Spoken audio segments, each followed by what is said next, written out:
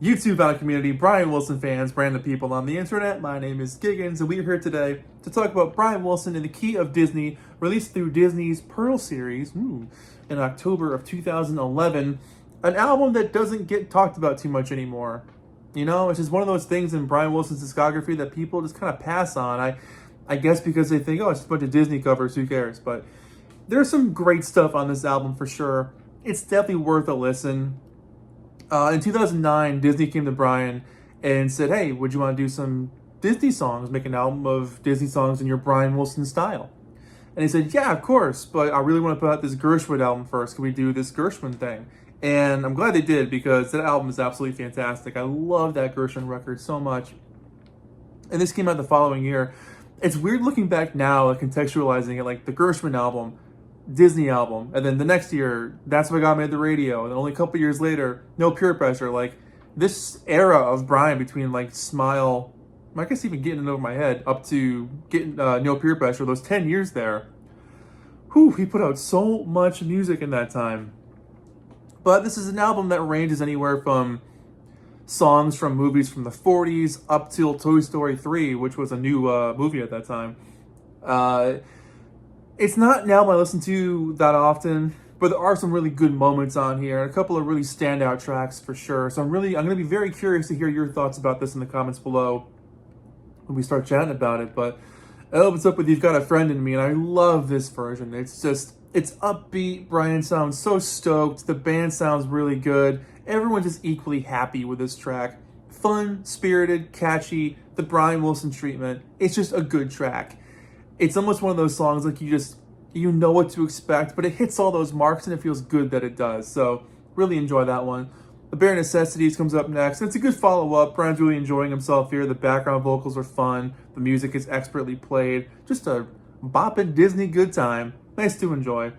Baby Mine, track 3. This is definitely one of the album highlights for sure.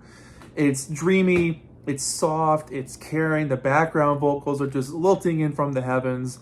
And Brian hits some really great falsetto notes in this song. Light production, minimal instrumentation. It works so well. Definitely sounds like something could have fit in on like Beach Boys Today or something. But yeah, Baby Mine, excellent track. Kiss the Girl comes up next, and the organ and sax solo kind of falls into this standard 60s Phil Spector-esque sort of feel. Brian on the chorus is great. He's having a ripping good time. It bops along well. Nice soft ending. Good song. Colors of the Wind. I love the lyrics on this song. The message of the song is great. But for me, the song just kind of plods along a little bit. It's not my favorite track on the record. It just feels a little stiff. Like it just wants to become something fun or a little exciting, but it just doesn't get off the ground for me. Not to say it wasn't really well performed, but for me, just not my favorite. Track 6, Can You Feel the Love Tonight from The Lion King. Not super sold on this one. I feel like it's got promise and potential, but as the song progresses, it almost sounds like Brian's kind of stretching to hit some of these notes or to sound interested. It just feels like he's kind of wandering a little bit. Just not really feeling that one. We Belong Together. This is from Toy Story 3, apparently, which I think I've seen, but I can't remember. This one's fun. Upbeat, piano rocker, wobbly surf guitar, fun chorus. You know, Brian's really involved in this one. The only thing I would say that's a negative about this track is that it's long. It's like 4 minutes long of kind of the same thing over and over again.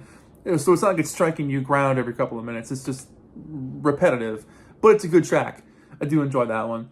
Track 8, with I Just Can't Wait to Be King, has that I Want Candy feel, which is fine. Bounces along well. Doesn't really strike any new ground. Just kind of fun to have on in the background. Stay Awake. This is one of my favorites on the record as well. Brian does a great lead vocal here. The whole song is tender and caring. The music is gentle. It's definitely a lullaby for sure. It is a sweet, gorgeous track. Another highlight. I think it's funny. His ballads are some of my favorite ones in this record. But yeah, Stay Awake. It's a great song. Track 10 is kind of a mashup of Hi Ho, Whistle While You Work, and Yo Ho, A Pirate's Life for Me. It's fine. It's just the guys having a good bouncy time playing with instruments. It almost sounds like Barnyard from Smile. The bass harmonica is there. There's sound effects. There's different toy instruments. It's just them goofing around. It's almost a little too long. I think if it was cut in half and he uses like an intro to something or just a really brief little motif, that would have been cool, but it's all right. And then when he wished upon a star closes the original LP, this song's a classic for sure, but the vocal harmonies and Brian sound so in the pocket. It's so on brand. It's so on point. This song was made for him to sing. Very tasteful production. Sleigh bells are back. Very Brian. The accordion is great. Just a believable performance. I really enjoyed that one. And then this particular CD is a bonus track for A Dream is a Wish Your Heart Makes. And I guess, I'm not sure how many quote-unquote original versions didn't have bonus tracks or if they were available only through Amazon. It's a little hard to figure that out going back in time. But yeah, the last song, A Dream is a Wish Your Heart Makes, it almost has a very like Diet Sail-On Sailor vibe to it. And it bops along pretty well. It gets a little sleepy at times. But the ending really picks it up. All of a sudden, there's like, ooh, there's some life here. Interweaving vocals, layering. It almost has that can't marry no one feel to it, where it just kind of has that like fade out of like a little bit of a sadness to it. So it picks up at the end. So that song, it's nice to have on the CD itself. Not my favorite still, but I do like the ending of that track in particular. So here's the back of the disc. All your songs. You got Mickey as a surfboard medallion there. And the booklet itself is, it's a little bit of a write-up there with how they got Brian involved and some of the song choices. Kind of comparing, California to Disney and Brian and, the California feel, Disney movies and Beach Boys music. So, yeah, it's not something I put on often. It's good, but I have a tough time with it. I've talked to people that love this album. That's great. Glad you love it. I've talked to people that hate it. Do what you want. For me, it's almost like a great EP.